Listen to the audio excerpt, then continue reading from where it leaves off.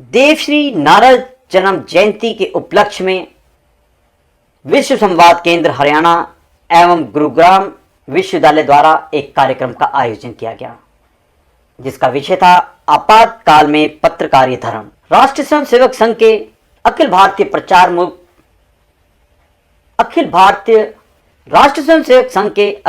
प्रचार प्रमुख माननीय सुनील अंबेडकर जी ने अपने उद्बोधन में नारद मुनि जी के महत्व को समझाया। श्री अंबेडकर जी के अनुसार प्रजातंत्र में हमारे विचार अलग हो सकते हैं, परंतु देश हित का विचार अलग नहीं हो सकता। उन्होंने पत्रकारों का आह्वान करते हुए कहा कि समाज में विघटन के समाचार नहीं, बल्कि समाज जोड़ने के समाचार पर जोर देना चाहिए। वैसे पत्रकारों के बारे में काफ़ी कुछ वर्णन और विशेषकर स्वाधीनता आंदोलन में जो पत्रकारिता की भूमिका रही, वो अपने आप में एक दिशा दर्शक है।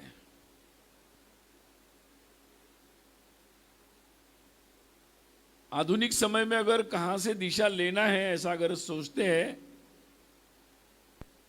तो मुझे लगता है कि अगर हमारे स्वाधीनता आंदोलन को अगर हम देखते हैं तो बात सीधी सीधी समझ में आती है। उससे बड़ा आपात समय तो नहीं आया। वो एक लंबा और जिसकी व्यापकता बहुत ज़्यादा थी, जिसका असर बहुत ज़्यादा था, अनिश्चितता थी। उस आपात परिस्थिति में जो पत्रकारिता का धर्म निभाया गया, मुझे लगता है कि वो निश्चित रूप से हम सब लोगों के लिए एक मार्गदर्शक है। और पत्रकारिता कोई अलग नहीं है, वो समाज जीवन का, राष्ट्र जीवन का एक अभिन्न अंग है। इसलिए कोई ये पूछे कि भाई मैं तो पत्रकार हूं, मुझसे क्यों आप ये सब बातें कह रहे हैं, तो वो जीवन में वो केवल पत्रकार केवल लिखने पढ़ने का प्रोफेशन नहीं है। ये मैं उसको ये कहूँगा, समाज परिवर्तन का एक सकारात्मक आंदोलन का नाम पत्रकारिता है। और इसलिए जिसको पत्रकारिता में जाना है उसको इस धर्म का स्वीकार करना चाहिए। और यही उसकी मूल भावना है।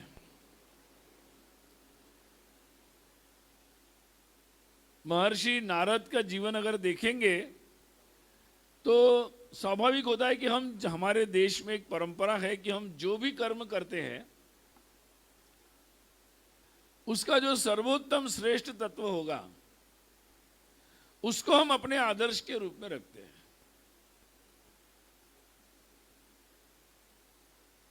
और इसीलिए हम शिक्षक को देखते हैं तो हम गुरु पूर्णिमा को मनाते हैं। हर एक जो कारीगरी का काम करता है, बनाने का काम करता है, वो विश्वकर्मा को रखता है। ये परंपरा एक बहुत विशिष्ट परंपरा है, क्योंकि इसमें केवल एक भौतिक नहीं है कि हम कौन सी चीज कर रहे हैं। तो हम अपने जो भी मेरे पास ज्ञान है, विद्या है, उसका मैं समाज हित में, राष्ट्र हित में, लोक हित में मैं प्रयोग कर रहा हूं, कर रही हूं कि नहीं, ये प्रश्न ही बहुत महत्वपूर्ण है। मैं कई बार उदाहरण देता हूं कि महाभारत की बात है कि जब युद्ध हो रहा है तो युधिष्ठिर और दुर्योधन का संवाद है। दोनों एक दूसरे को बोल रहे हैं कि भाई इतने ज्यादा गलत काम क्यों करते हो। युधिष्ठिर पूछ रहे हैं तो वो बोल रहा है कि भैया ऐसा है, संस्कृत में सुभाषित है कि जानामि धर्मम न च मे प्रवृत्ति, जानामि अधर्मम न च मे निवृत्ति। ये जवाब दे रहा है दुर्योधन। तो वो आज की भाषा में अगर मैं कहूँ इसको, तो इसको इस तरह से कहा जा सकता है कि वो बोल रहा है कि भैया ऐसा है कि धर्म को मैं भी जानता हूँ, तुम जिस यूनिवर्सिटी में पढ़े हो, मतलब गुरुकुल में पढ़े हो, वहीं मैं पढ़ा हूँ। तुमने जो किताबें मतलब ग्रंथ पढ़े वही मैंने पढ़े हैं। और तुम्हारी और मेरी शिक्षा में कोई अर्थ अलग अलग नहीं है, लेकिन इसलिए तुम जो धर्म को जानते हो उस धर्म को मैं भी जानता हूं, लेकिन क्या करूं, मेरी प्रवृत्ति नहीं है। और आगे वो बोलता है कि अधर्म क्या है, इसलिए मैं वो भी जानता हूं, लेकिन मेरी प्रवृत्ति नहीं है। और इसलिए शिक्षा के संस्थान जो बनाए गए हर विषय के, उसका उद्देश्य, हमारे देश में कोई ब्रिटिशर्स आए तब शिक्षा नहीं आई है। हजारों वर्षों से एक हमारे देश में शिक्षा की परंपरा है। किसी भी सभ्य समाज की ये मानस होता है कि वो अपने जीवन के जो अत्यंत उत्तम ऐसे अनुभव और मूल्य होते हैं वो अगली पीढ़ी तक पहुंचाएं, वो उसका कर्तव्य होता है। और इस मूल कर्तव्य की भावना से, ताकि हमारी आने वाली पीढ़ी हमसे भी अच्छी बने, एक निरंतर ये साधना चलती रहे अच्छाई की ओर चलने की। और इसी एक भाव से ये वेदों की जो उद्घोषणा है, उसी से हमारे देश की शिक्षा पद्धति का निर्माण हुआ। और इसीलिए ये प्रवृत्ति जो है ये शिक्षा में बहुत महत्वपूर्ण है। ये पत्रकारिता के साथ भी लागू होती है। मैं कई बार उदाहरण देता हूं कि दो लोग निकले जिन्होंने बंदूक का प्रशिक्षण लिया, मतलब शस्त्र चलाने का प्रशिक्षण लिया। आप तलवार समझ लो, बंदूक चला लो, जो भी कर लो। अब एक ही प्रकार की कुशलता है दोनों के पास, दोनों से कोई कम नहीं है। लेकिन एक ने सोचा कि अच्छा है, मेरे पास अब शस्त्र है, बंदूक है, तलवार है, तो अब मेरे मन में जो इच्छाएं जागृत होगी, कौन रोकता है मुझे, मैं देखता हूं, और फिर अपनी इच्छाओं की पूर्ति के लिए वो उसका उपयोग कर सकता है। लेकिन फिर हम उसको गुंडा, बदमाश, आतंकवादी, ऐसे कुछ बहुत सारे नाम हैं उसके लिए। और एक दूसरा निकला, उसी स्कूल से निकला, उसने बहुत सारा, उसको भी शस्त्र चलाना आता है, वो देश के लिए बंदूक चलाता है। उसको हम सैनिक मानते हैं, और उसके पराक्रम, उसके वो जो दूसरे विरोधी को गोली मारता है, गोली तो दोनों मार रहे हैं, लेकिन उसके गोली मारने को हम एक पराक्रम मानते हैं, उसके मर जाने को हम बलिदान मानते हैं, उसके गौरव से स्थान देते हैं। तो फर्क तो कुछ नहीं है, उनका स्किल तो एक ही है, लेकिन प्रवृत्ति अलग है। और इसीलिए ये प्रवृत्ति बहुत महत्वपूर्ण है। और मुझे लगता है कि हमारे आज के जीवन में, जब हम 21वीं सदी में आगे बढ़ रहे, भारत का नाम नई ऊंचाइयों पर जा रहा है, और पूरी दुनिया हमारे तरफ देख रही है कि हम आगे बढ़ेंगे, आर्थिक दृष्टि से आगे बढ़ेंगे, हर तरीके से आगे बढ़ेंगे, उस समय ये बहुत महत्वपूर्ण हो जाता है कि क्या हम केवल एक रोबोट की तरह लोगों को बनाएंगे, जो केवल अपने ही तरीके से चलते रहेंगे, या हम ऐसे मनुष्यों का निर्माण करेंगे जो देश समाज हित में काम करेंगे। और इसलिए हमारा देश कैसा होगा,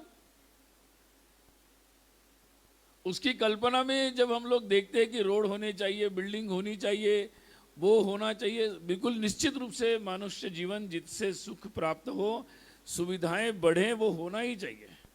विज्ञान की नई ऊंचाइयों पर हमें पहुंचना ही चाहिए।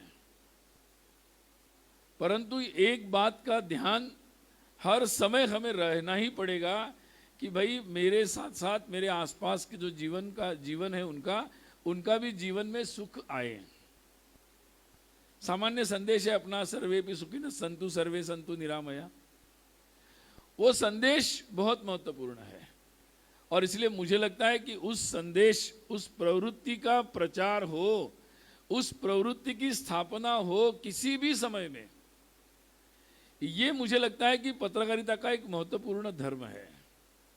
और आपात समय में तो ये बहुत महत्वपूर्ण है, क्योंकि जैसे किसी योद्धा की परीक्षा होती है युद्ध में, वैसे हमारे सद्गुणों की परीक्षा भी आपात में ही होती है।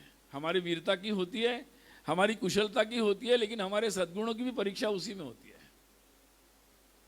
मुझे लगता है आज का जो हम लोगों ने संदर्भ रखा है कि आपात परिस्थिति में हम लोगों का व्यवहार कैसा हो, ये मुझे लगता है कि उस प्रवृत्ति के लिए ही की तरफ ही दिशा निर्देश कर रहा है।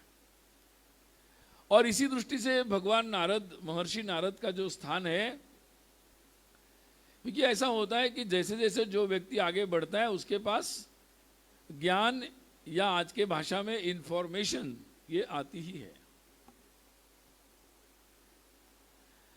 और इसलिए भगवान नारद को हम देखेंगे तो उनके पास इंफॉर्मेशन तो पूरे त्रिभुवन की है, मतलब सब जगह की इंफॉर्मेशन उनके पास है।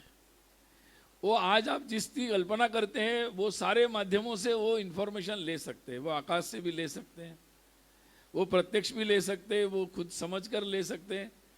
हर जैसे आप लोग पत्रकारिता में होता है कि भाई आपका कनेक्ट होना चाहिए, आजकल सिखाते हैं कि पत्रकारिता मतलब केवल आपको ज्ञान नहीं, आपका कनेक्ट भी होना चाहिए। तो नारद का तो सब जगह कनेक्ट है, वो असुरों के पास भी जा सकते हैं, वो देवों के भी पास भी जा सकते हैं, मनुष्यों के पास भी जा सकते हैं।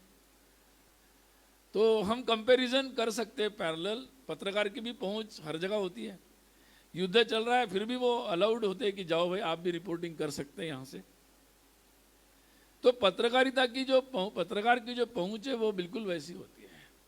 लेकिन फिर इतनी सारी पहुंच का, इतने अधिकार का, इतने इंफॉर्मेशन का करना क्या है?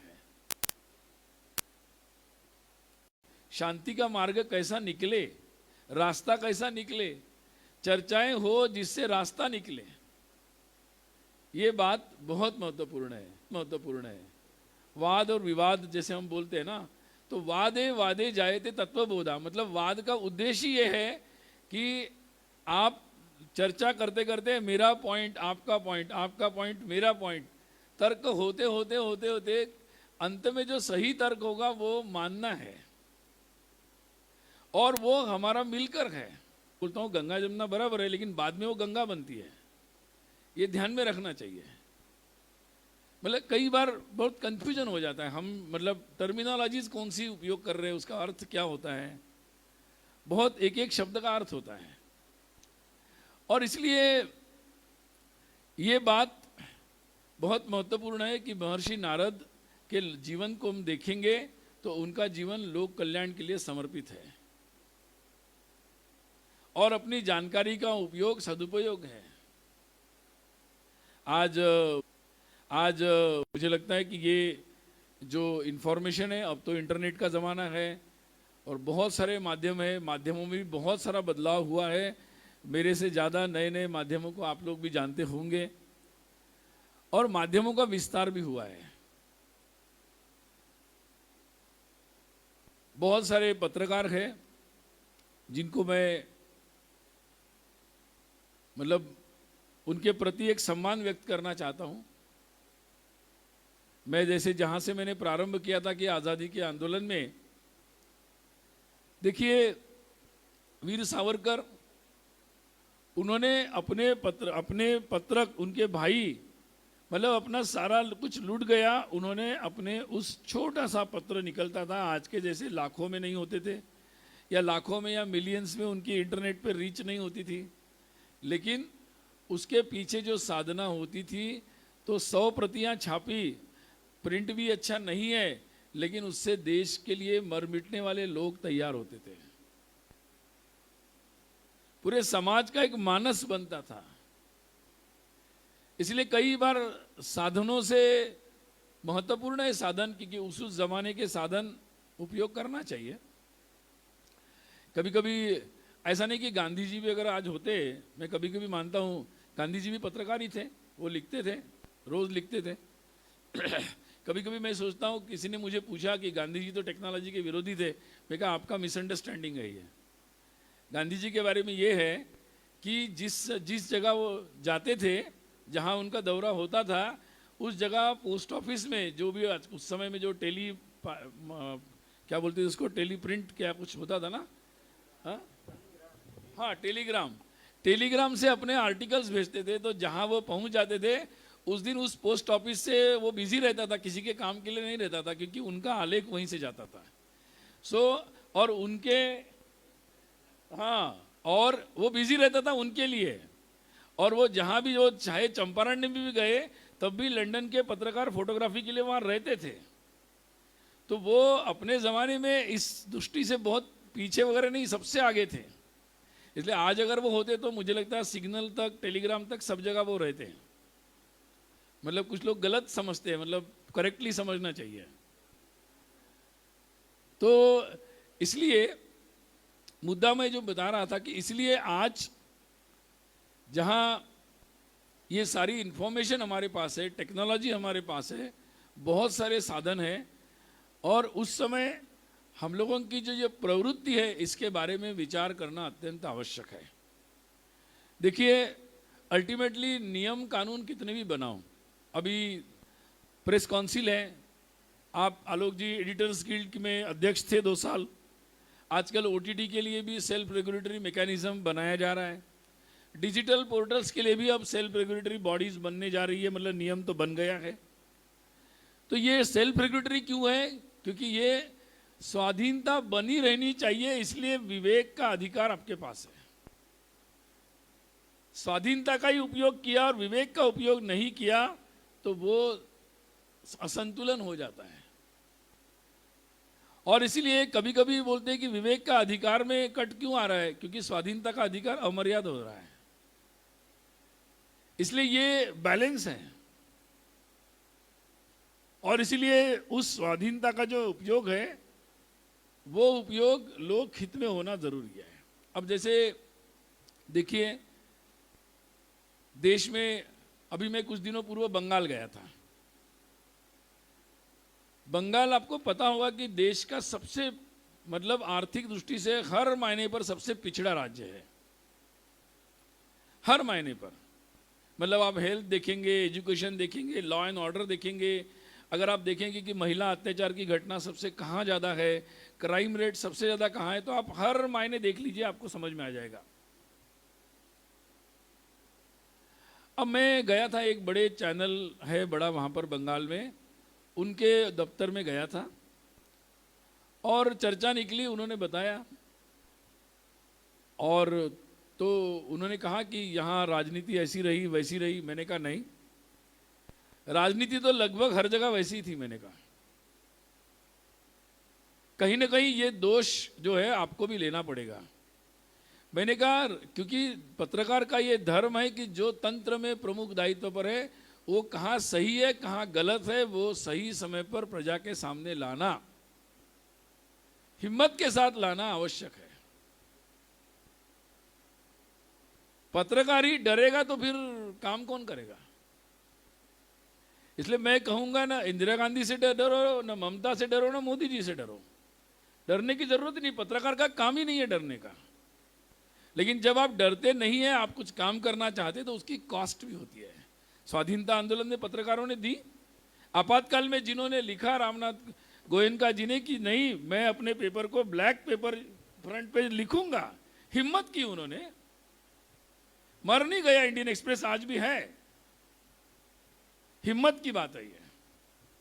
मुझे याद है मैंने उनको कहा कि लालू के राज में, आज बहुत लंबा उल्लेख हो रहा था, कितने पत्रकारों की हत्या हुई, लेकिन उसके बाद भी एक भी पत्रकार पीछे नहीं हटा।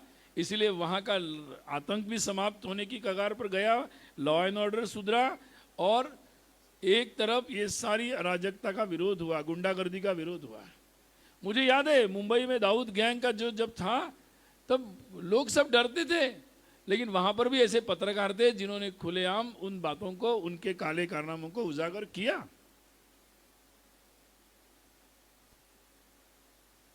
और तभी पूरा समाज उस बात को लेकर उनके साथ खड़ा हुआ और बदलाव आया। तो कोई भी बदलाव फ्री में नहीं आ सकता। और इसलिए जब हम परिस्थिति को विपरीत देखते हैं और बदलाव के लिए जब छटपटाते हैं, पूरा समाज छटपटाता है, तो वो उसको आपातकाल समझना चाहिए।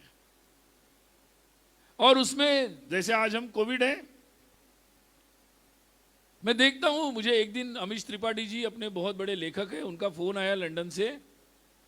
उन्होंने मुझे कहा कि यहां परिस्थिति बहुत खराब है कोरोना के कारण, डॉक्टर्स अपने ड्यूटी आवर्स चेंज नहीं कर रहे, वो अपने प्रोटोकॉल्स को तोड़ नहीं रहे, और बहुत लोगों को कोरोना हो गया, बुखार आ गया, 5 दिन का वेटिंग पीरियड चलता है। उन्होंने कहा भारत में तो अच्छा है कि डॉक्टर वहीं सोते हैं, दिन रात काम करते हैं, ड्यूटी आवर्स की चिंता नहीं करते, कि अपने साधन, अपनी सुरक्षा की चिंता किए बिना काम करते हैं।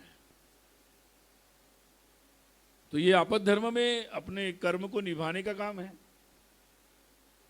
अच्छा है, बहुत सारे पत्रकारों से मैं मिला, जो वरिष्ठ है वो ऑनलाइन काम करे, वर्क फ्रॉम होम करे, ठीक है, लेकिन मैं बहुत सारे पत्रकारों को जानता हूं कि जिन्होंने हिम्मत दिखाई, हाँ ठीक है, जिनकी उम्र ज़्यादा हो जाए, जिनको बीमारी हो जाए, वो अलग है, लेकिन युवा पत्रकार हैं, उनको तो हिम्मत दिखानी चाहिए और उनको जाना चाहिए। बहुत सारे लोग गए, लेकिन कुछ ऐसे भी थे कि जो सेकेंडरी सोर्सेस से प्राप्त समाचार हमारे तक ला रहे थे। गलत है यह। समाचार सेकेंडरी सोर्स नहीं, प्राइमरी सोर्स से आना चाहिए, उसी में उसकी सत्यता है। और इसलिए प्राइमरी सोर्स तक जाने का जज्बा पत्रकार को होना चाहिए। आजकल पत्रकारिता संस्थान से प्लेसमेंट भी होता है, कई लोग कारपोरेट सेक्टर में जाते हैं, गुरुग्राम में भी बहुत सारा कारपोरेट सेक्टर है, लेकिन कारपोरेट सेक्टर की पत्रकारिता अलग है, ये पत्रकारिता अलग है, ऐसा नहीं, धर्म एक ही है।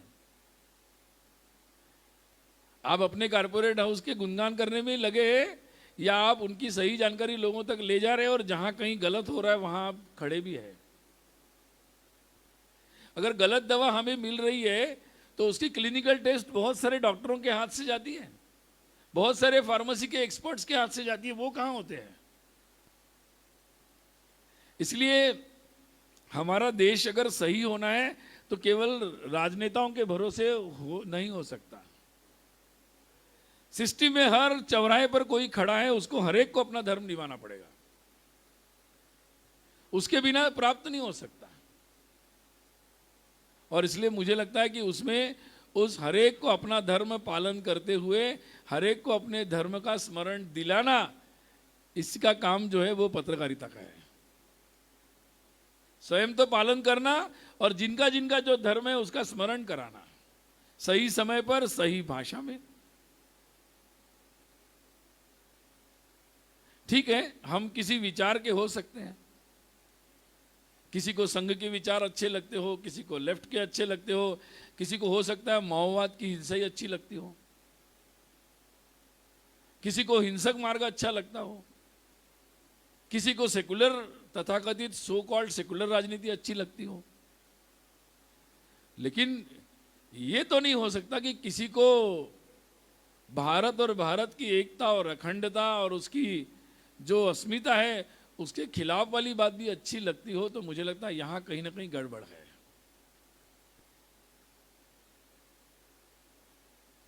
और उसके बारे में विचार होना आवश्यक है।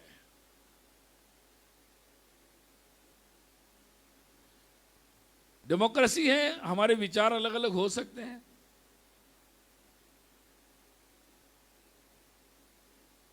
लेकिन देश के बारे में विचार अलग अलग नहीं हो सकते, क्योंकि संविधान किसी ने बनाया नहीं, वी द पीपल है, हमारा विचार है वो। संविधान में लिखा है सब बातें, संविधान में ही भगवान राम भी है, संविधान में ये सब हमारी स्पष्ट निर्देश है, अन्यथा क्यों भगवान राम का चित्र लगाते? संविधान सभी संविधान निर्माताओं में, जिसमें सब प्रदेश के थे, सब जाति के थे, सब मजहब धर्म के थे, सबने सिग्नेचर किया है।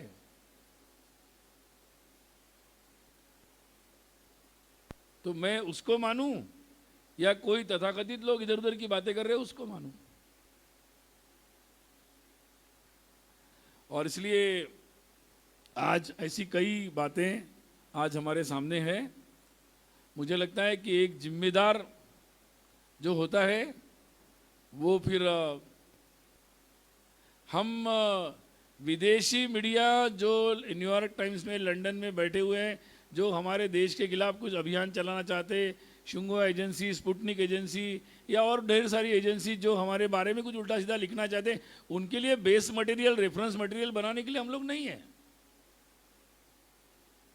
कि हम छापे फिर उसी का रेफरेंस देकर वो न्यूज़ बना दे कि भारत में तो ऐसे ही चल रहा है। देखिए, अभी तो हमारे देश में हमारे एक बहुत बड़े यहाँ पर मीडिया हाउस है, उन्होंने एक न्यूज़ छापी कि किसी नेता ने कहा, उन्होंने फ्रंट पेज पे छाप दिया और उन्होंने खुद अपना एनालिसिस भी लिख दिया कि Bharat is the rape capital of world. जैसे उनको लगा कि मैंने कोई बड़ा तीर मारा है। अब ये झूठ भी है। मैंने उसके बाद स्टडी कर किया कि भाई अमेरिकन रिपोर्ट क्या है, ऑस्ट्रेलिया की रिपोर्ट क्या है, दुनिया के कम से कम जो डेवलप्ड कंट्रीज है फर्स्ट 10 उनकी रिपोर्ट मंगवाई। उनके पार्लियामेंट में, उनके ह्यूमन राइट्स में, उनके वुमन कमीशंस ने, सब ने रिपोर्ट दी है। अमेरिका में 3% रेप केसेस भी रिजल्ट में परिवर्तित होती है, उसके से बहुत अच्छा परसेंटेज है हमारा। ठीक है, हमारे देश तो संस्कृति का देश है, उसमें एक भी महिला के साथ असम्मान की बात होती है, हमें शर्म आती है, उसकी दर्द होता है, गुस्सा आता है, उसका निपटारा जरूर करना है। लेकिन इसका मतलब ये नहीं हो सकता कि कोई कंपैरेटिवली हमें ऐसा लिख दे। ये तो गैर जिम्मेदाराना बात हो गई। और इसलिए समझना पड़ेगा कि दुनिया में क्या है।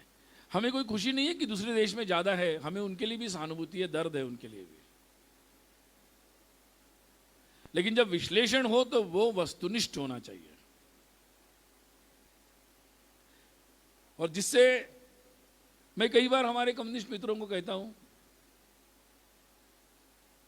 बहुत बड़े पत्रकार हैं, नाम लेना अच्छा नहीं होगा, उनको मैंने कहा अच्छी बात है कि भाई आप अगर ये कहते हैं, अच्छी बात है कि भाई हिंदू और मुसलमानों को प्रेम से रहना चाहिए, पुरानी कुछ बातें थोड़ी भूल भी जाना अच्छा है, और अच्छे से अच्छी जीवन की शुरुआत होनी चाहिए, अच्छी बात है, कोई बात नहीं।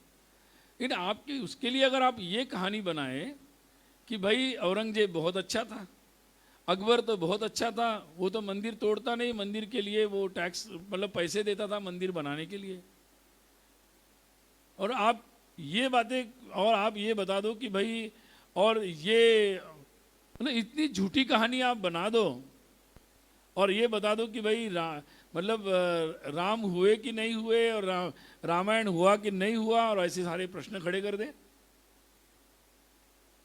ये तो बात गलत हो गई, ये तो बात गलत हो गई।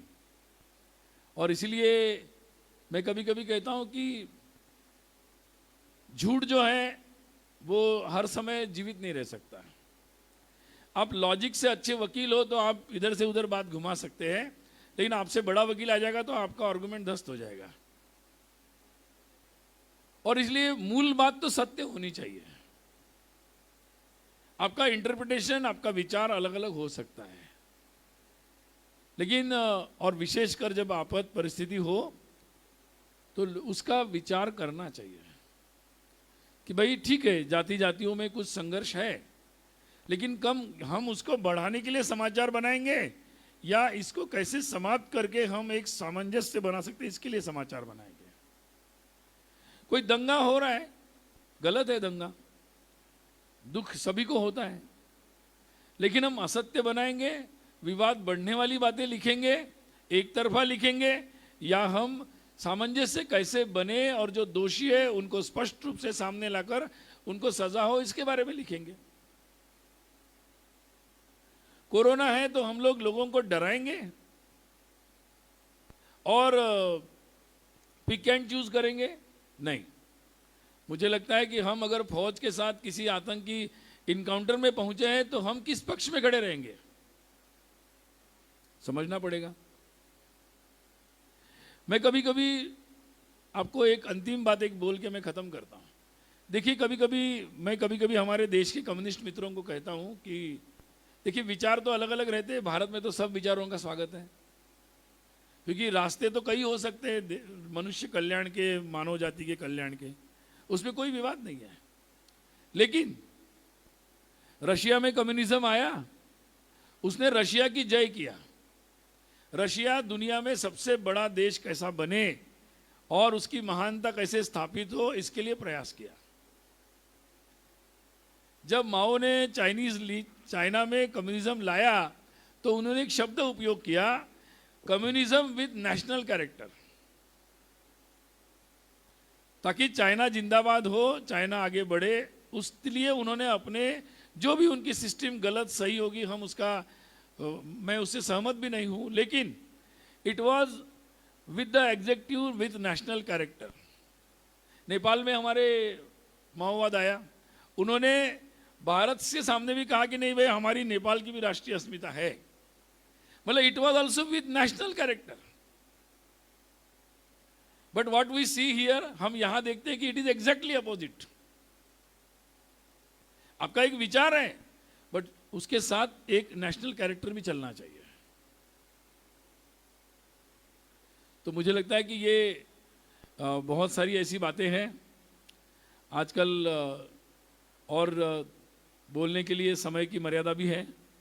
बस मैं इतना ही कहना चाहूँगा, आजकल फैक्ट चेक चल रहा है बहुत सारा, फैक्ट चेक का भी फैक्ट चेक करने पर बहुत सारी गलतियां ध्यान में आ रही है, उसमें भी अवे फ्रॉम फैक्ट है। तो मुझे लगता है कि ये आज के समय में आपद धर्म, मुझे लगा पत्रकारिता का जो धर्म है वो आपातकाल में ही नहीं, वो सामान्य काल में भी लागू होता है। और क्योंकि वो एक ऐसी सेवा है 24/7 की जो लोगों को तत्काल रूप में एक दिशा देती है। कुछ भी हो जाए तो लोग सबसे पहले समाचार में क्या आ रहा है वो देखते हैं। अगर कोई गड़बड़ हो जाए तो फाइनल डिसीजन के लिए अभी भी कोर्ट की तरफ भी देखते हैं। वैसे कोई समाचार चाहिए तो तुरंत देखते हैं। सरकारी चैनल में पता नहीं आएगा कि नहीं आएगा, प्राइवेट चैनल में ज़रूर देख लेते हैं फटाक से। तो है, क्रेडिबिलिटी अभी भी है। मुझे लगता है कि उसको ऐसा ही हम लोग आगे बढ़ाएं, और आप लोग भी आपके जीवन में, आपको सभी जो पत्रकारिता में लगे हैं, पत्रकारिता के विद्यार्थियों को पढ़ा रहे हैं, या जो पत्रकारिता में आगे आकर सामने अपना एक करियर इसमें बनाएंगे, उन सभी को मैं आज फिर से एक बार महर्षि नारद भगवान का स्मरण करते हुए, उनके पुण्य स्मरण करते हुए, मैं आप सबको बहुत बहुत भविष्य के लिए शुभकामना देता हूँ, और ये विश्वास व्यक्त करता हूँ कि हम सब मिलकर अपना देश को, अपने समाज को एक सुखी, संपन्न और पूरी दुनिया के लिए एक आशा का स्थान के रूप में उसको आगे लेके जाएंगे। पुनः एक बार शुभकामना। भारत माता की जय।